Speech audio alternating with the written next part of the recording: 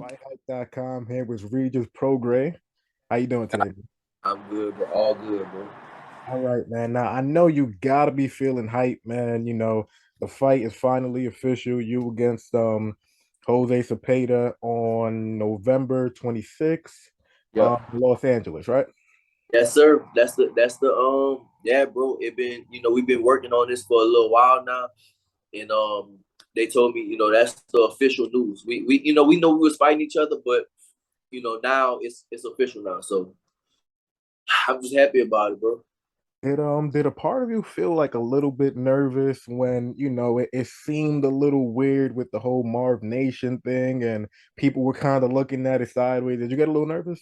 Yeah, of course, definitely. Still, I mean, honestly, brother, listen, the fight didn't happen until the fight actually happened. You know what I'm saying? For me, the fight did the we I can be training all this stuff. Bro, I didn't been there, I did this before. I've been there before. You know what I'm saying? Like this was on, of course, on a smaller scale back when I was like under 10 fights. Bro, we didn't drove to me and my coach, we drove to like backwoods Louisiana and Mississippi and all that stuff. And I'm talking about had the weigh-ins, and the day of the fight, the whole fight was canceled. We driving like 9, 10 hours away. So, it's a bigger scale now, but still, bro, like for me, the fight didn't happen until the fight actually happened. So we can have all this stuff scheduled, but until I fight, that I don't know how it's gonna go.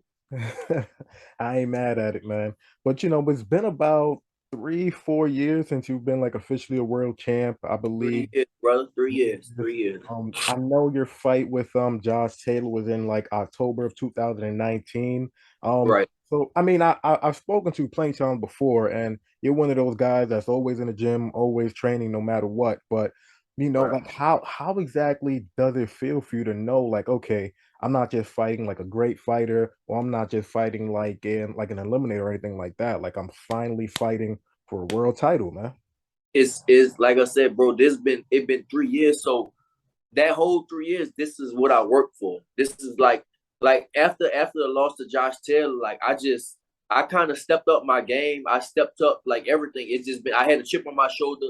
Like the thing is, I'll tell you, bro. Like I was for years, like before, like when I was a world champion, and before that, like I was main event on everything. I was like I fought on all the networks. I was main event and stuff like that. Then it's like you lose to and this dude ended up being undisputed. They put me on undercards and stuff. It's like so it's like I had a chip on my shoulder. I'm not gonna lie, and I just stepped up my training.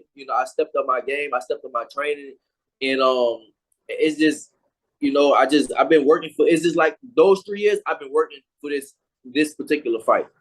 Those basic I fought. 3 years. I mean, I only fought three fights in 3 years. And so those three fights in those 3 years is for this moment right now. It's for this fight. Gotcha. Now, I was at a few of your fights, even though, like you said, you had been fighting only once a year. I have been got a chance to cover a few of your fights. I know I was at that Ivan Redcatch fight. That was kind of a weird one. We don't have to go back and like dig that one up and whatever. But like you're such a great fighter. Everybody knows it. But like you're a killer in the ring. But let's talk about Jose Zepeda. He's a straight killer in the ring too, man. So Definitely. like So, bro, straight killer. does it make you kind of like, I know you take everybody serious, but in the back of your mind, are you just like, damn, I got to do things a little bit differently because this dude might try to take my head off? Yeah, for sure. I mean, listen, bro. I got the thing is about me, bro. I got supreme confidence in myself. You know what I'm saying? So, I mean, it's killer versus killer. And for me, I think it's kill or be killed in this fight. It's like kill or be killed. That's it. Maybe I'm a promoter, put my promoter's head on right now. They should probably name that kill or be killed. Maybe you can name this video kill or be killed. You know what I'm saying? I think that's how you got two killers in the ring, two left-handed southpaws. And we both got big knockout power. So I think this fight is kill or be killed. That's it. What do you kind of think about him as an overall fighter? I know obviously the knockout power is obvious. You saw what he did to Josue Vargas in the first round. That was pretty insane. I was like live for Right. that. Crazy. But just other than the power, like is there other things in his game where he just like, he does this really well, he does that really well. Like what, like kind of break down his game. I mean, I think he does. For the most part, man, he does a lot of things good. He's for me. He's a good boxer, and he has the thing is, it's like he's a power boxer. You know, Shane Mosley that's his Jack Mosley used to call his son a power boxer. And it's the same thing kind of with Cepeda. He's a power boxer. He has power in both hands, and he can move his feet and all that type of stuff. So I think, I mean, for me, bro, I think he's a real good fighter. And for me, this is what I've been wanting, bro. This is something I've definitely been wanting, and I can't wait, bro. And just show off my skills. I know that a few years ago, there was always a little bit of talk with you moving up. I remember you saying like, you wanted to fight a guy like Danny Garcia. You'd be down to fight a guy like Terrence Crawford, who you have, you know, some history with back in the amateurs and stuff like that. Right. You always said, look, I'm not moving up until I become a world champ. Is that kind of the same mindset? Like, all right, once I become a world champ, maybe defend it a few times, then I'm gonna move up, or do you plan on staying at 140? Because 140 is starting to get really hot. Listen, bro, I'm so glad that I stuck to my guns. That I stuck and stayed at 140. You look at not even go up. I was supposed to fight like Maurice Hooker, right? Me and him were supposed to fight, and we were supposed to fight at first. I think we was gonna fight at like 143, a catch weight, because I wasn't champion, he wasn't champion. And then after that, the fight got scratched because of the pandemic. Pandemic happened, and then they was gonna put the fight in pandemic. And then I guess he ate too much, and he was like, "Man, I can't do it. I'm gonna have to fight at 147." And I said, "I'm not fighting at 47." He said 45 or something like that. He said 45, but I don't think I can make that guy fight at 47. I said, "Listen, I'm staying at 140. I know what I want. I'm gonna stay at 140. That's just for me, that's what I want to do, and I'm so glad that I did that." And I'm not gonna lie, bro. I didn't know if I could even stay at 140. My two fights I missed the weight, right? The fight against Heraldez, Hector. Like what is it? Heraldez. What's his Juan name? I forgot. Juan Heraldez, yeah. Juan Herald. So Juan Herald, I fought Juan Heraldez. I missed the weight. Then after I was just like, man, well, I was like, maybe I missed the weight because it was It's been a year. I've been a year out the ring. That was my excuse, right? So then after that, I fought Ivan Redcatch. And with him, the fight was at 142, and I still missed the weight. So I was like, man, maybe I do have to go up to 147. So what I did, I still want to be at 140. So I hired a nutritionist, and he came to do like just a 2-week mock camp. No, like just to show me I can make the weight. He was like, listen, bro, I know 100% I can get you down to the weight. He came, bro. I made the weight in 10 days. I was like, all right, I know I can. And I wasn't training, bro. I was in the war. Like right before he got here, I was in the wars. When I go home in the wars, I eat all kinds of shit. So I went there. I came back home, and he came here, and I literally did everything he told me. Didn't cheat, not one bit.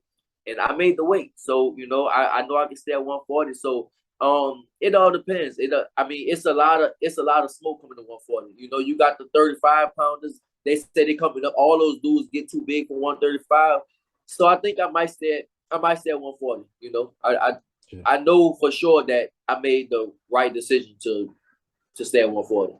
Gotcha. Now, one of the big names, not even talking about Tio, but another guy that's a mega huge name, and Ryan Garcia, he officially moved up, took on Javier Fortuna, knocked him out, and I think in like the 6th round or something like that. Do you ever see like a matchup between you and him happening? Do you think he's a legitimate threat at 140?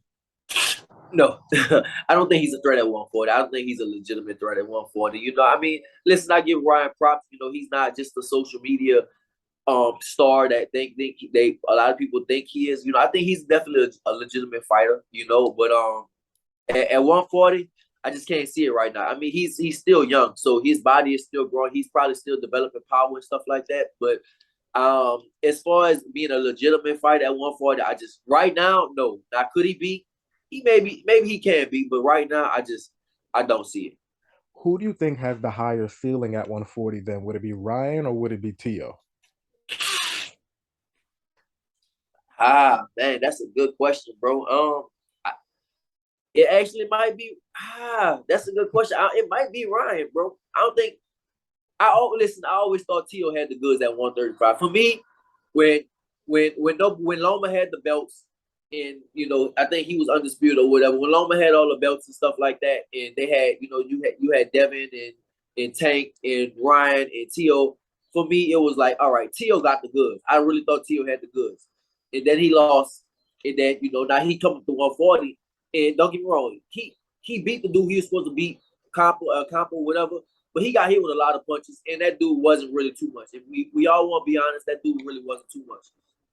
If Tio got hit by some of the big 140s, by those punches he got hit by, I don't think it'll be good. I don't think he'll have that same outcome, basically. Because you got some big 140s like myself. I'm a big 140. You got Jack Catterall, you got Jose Ramirez, you got Cepeda, they got the dude Matias. It's a lot of and these dudes are big, strong 140s, right? So I don't think that Tio is not that big in size, bro. I know Tio, and I don't see it. I don't see it happening. Ryan, at least Ryan he's taller. He has the potential to put on a bigger frame. So that's a good question, but I would think Ryan, maybe Ryan. Gotcha. I don't know, bro. That's a good question. Speaking of Ryan, I mean, you know how Twitter is and social media is, man. Both he and Tank kind of making it seem like the fight is gonna happen. Could be December, January. Who really knows? But let's just say it does happen. I'm not sure what weight, maybe 35, 40, whatever. I know you've always been a not a fan, but like somebody who's really respected Tank's skills overall, even though you want to fight him yourself. Right, for sure. But who do you think actually has the edge in that? How would that play out? I got Tank, bro. I still got Tank. You know what I'm saying? I think. Listen, but wait. I mean, I get that you got Tank. You ain't even take no time to think about it. Nothing. I ain't got to think about it, bro. I mean, I ain't got to think about it. It's all Tank, bro. I mean, Tank got the power, bro. If Ryan get hit with that shit that Tank throws, I think Tank will knock him out. I for sure. I mean, most of the people think Tank. I mean, Ryan got 5 million subscribers on YouTube, and maybe his 5 million YouTubers subscribers, they think that Ryan could beat Tank. But the boxing world, no, listen, nobody I talk to don't think that Ryan can beat Tank. Nobody, I mean, literally nobody talk. Everybody say Tank. Like cause Tank the box, and he got that power. He got power in both hands, bro. So in 12 rounds, he's gonna get hit. He's gonna get hit one of those left hands or one of those uppercuts, and we just got to see what happens if he gets hit by that. So, like, let's just say you're not a fighter anymore, threw on your trainer hat, and like, what would you tell Ryan? Like, okay, I do think that Gervonta is gonna win, but if Ryan's gonna win the fight, he has to do this. A boxer, bro. Just boxing. Ryan is longer, right? Ryan is longer. He's fast. I think Ryan is. I can't say if he's faster than Tank because Gervonta, Tank is fast too. But Ryan is definitely quick. He's real quick, and everybody knows speed kills. Speed wins the fight, right? So, just use your speed on him, but you got to get out of there. Like you got to use your speed because Tank could be outboxed. Now, if we all being honest, I feel like Rolly was outboxing him last fight. Like Rolly, we can but it just feel like I think that Rolly was outboxing him, but he just got caught, bro. Tank got that one punch to he can end shit quick. Same thing like the Deontay Wilder effect, bro. He can end you quick. So what he would have to do is, bro, like you gotta hit and move, hit, move. Same thing Belgian Taylor did to Chavez the first time. You gotta and get out the way, and get out the way. That's if I was training. But the thing is, could Ryan's chin stand up to Tank? Like Tank would hit him, bro. If Tank gets outboxed, he gets hit by a lot of people. Santa Cruz hit him with a lot of shit. Rolly was hitting with a lot of stuff. Pitbull was definitely hitting with a lot of stuff. So he gets hit a lot. And I think Ryan is dependent on that, because Tank is going to get hit. He doesn't have to. His defense isn't really that good. He's going to get hit. But he just got that punch, bro. He got that power. And when you got that, it's just, what I'm saying? It's the equalizer. It's got to be exciting for you. I mean, not saying that you're overlooking Cepeda at all. I know you're not. I know how highly you think of his skills and stuff like that. But you got guys like Ryan Garcia who could be like a mega money fight for you. We already spoke about Teofimo. He's mentioned you before. And another guy who seems like he could be at 140 either next year, maybe the year after that, is Devin Haney. The current undisputed champ at 135. I know that you have said that you don't think Tio will possibly get a title at 140, depending on like the guys he fights. Same thing with almost Ryan. Do you see it? Would you see it being difficult for Devin? No. Well, you said not get a title. Yeah, the Well, I title don't go. want to say not get a title, but I guess beat the I guy think at they the can get top. a title. Bro. I think they can. I think they can probably most likely. I think those dudes can get a title, bro. You know, because the title is the boxing politics is all about playing the right cause and stuff like that. They can. I think all those dudes can probably get a title. So let me rephrase it then. Out of those three guys, who do you think would give you your toughest fight? Devin, Ryan, and Tia. Out of those three, I would think Devin. I would think Devin. Yeah, I would think Devin because well, I'm not gonna say Devin will give me my toughest fight, but I think Devin has the highest ceiling at 140 because Devin has defense and defense wins. Devin has the better defense and defense wins championships, bro. That's just it. He definitely has the better defense out of all of it. Defense as we see with Floyd. We see what defense gets you. Defense wins the championship. Defense it makes your career just be longer. Not taking punches and stuff. This is a brutal ass sport. So the more punches you take, the shorter your career is going to be. So he's so far he's not taking that many punches, and I think that his ceiling at 140 is probably a little higher than Teal and probably a little higher than Ryan. That's what I think. Just because he got the better defense. Gotcha. Now that's extremely high praise. But another guy that I know you have an incredible respect for and high praise for as well, Shakur Stevenson. And Shakur is already just like, I'm going up to 135, and if it was up to him, I'm fighting Devin. Who would you favor in that one, man? That's gonna be a chess match, brother. I don't even know. I can't even tell, bro. I mean, I don't know. Mm, Um, I really don't know, bro. Like they both are good. I would just favor Devin a little more, just because he's bigger.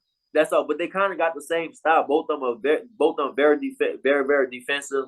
They don't want to get hit. So it'll just be a chess match the whole time. But I only favor Devin. I mean, I can't even favor Devin on that one, bro. I don't know. I really don't know, bro. They kind of got the same style. Just Devin is a orthodox, Shakur is a southpaw. gotcha. Nah, it'll be a crazy fight. Maybe not too It eye won't be catching. crazy. It won't be like it'll be it could potentially be a boring fight. You know what I'm saying? It's just like it'll be good for the real boxing heads, like the people that really know boxing and stuff like that, because it'll be a chess match. It'll be a lot of thinking. I don't think too many big punches will be landed in that fight if it does happen. Um, but I don't know, bro. I can't really pick a winner. They both got kind of got the same style. Gotcha.